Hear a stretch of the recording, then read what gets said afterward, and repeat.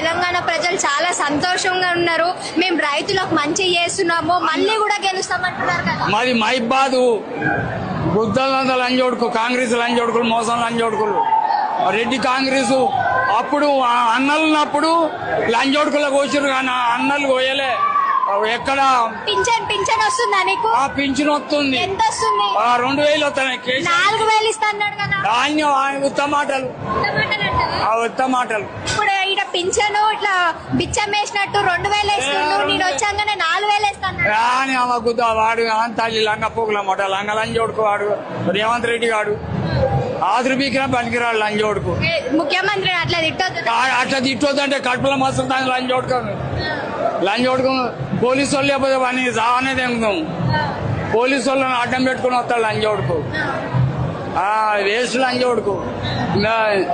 కాంగ్రెస్ లంజోడుకులే మోసం.